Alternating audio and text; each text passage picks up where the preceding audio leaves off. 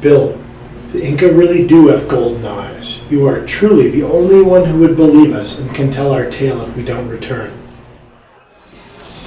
Meet us at the underground pub and come alone. Well, well, it's you two again. Ha! I was wondering if I was going to see you guys after that little incident in Bangkok. Fate intervenes and we meet again, Dr. Well, Affolter. well.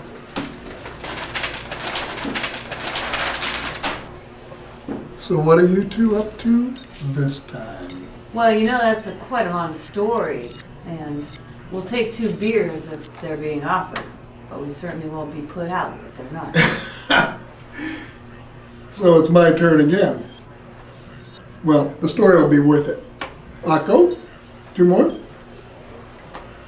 Doctor, we need you to hear our plans and tell our story, in case we don't come back. Not come back? You're crazy.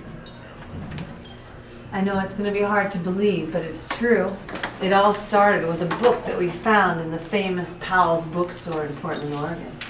The Rivers Ran East, written in 1952, recounts the incredible adventure of legendary explorer and U.S. secret agent Leonard Clark. He received a tattered and incomplete 500-year-old map from a Lima family of the sole survivor of a jungle massacre in the early 1500s. Clark goes on to describe how he used the map to discover 7 cities of gold deep in the hostile, unexplored Peruvian Amazon jungle.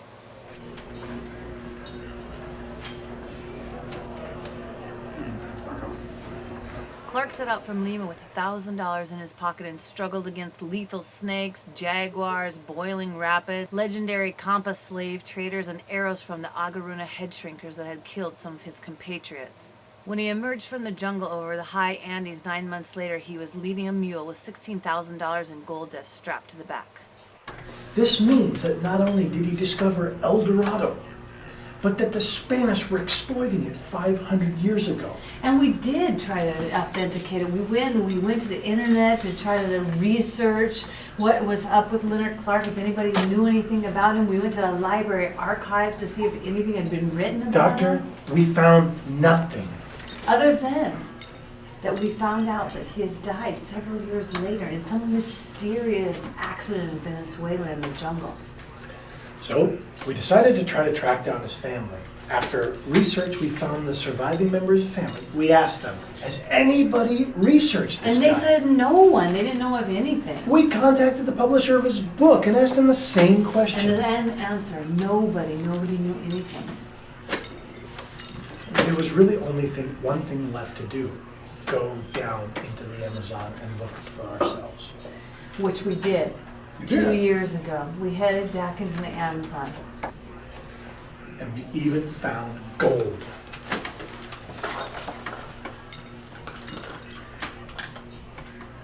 Wow. We got this from one of our Agarunas guys, and he said there's more down there. Lots more down there. But we didn't have time or the resources to look for the ruins of the Spanish operations down there. However, while we were there, we heard stories. We heard more bits of information that suggest Leonard Clark was telling the truth. For example, one of the elders said his grandfather remembers a white man coming through there generations ago looking for a tree with golden flowers. There are no trees with golden flowers down there. What an incredible story. And we need to go back again. Which we plan to do. We're heading back in September of 2011. We're going to fly into Lima, and from there we go up to the city of Chiclayo on the coast. From there we head up over the Andes, down into a small, high jungle city of Bagua Chica. From there we've met this wonderful guy who's going to take us on this tiny dirt road. It's the only road that you can get to the Marañón River. On the river we have to hire local transport, canoes, rafts, kayaks, whatever you can get down the river to the various sites of the 7 lost cities of gold where Clark discovered them. Doctor, we've got the Agarunas who said they're going to help us out. They're going to take us to this area and work with us. The military's invited us back to the base again. But can't afford it. Well, I sure can't help you. I don't know how you're ever gonna pay for an adventure like this, but what an adventure it is.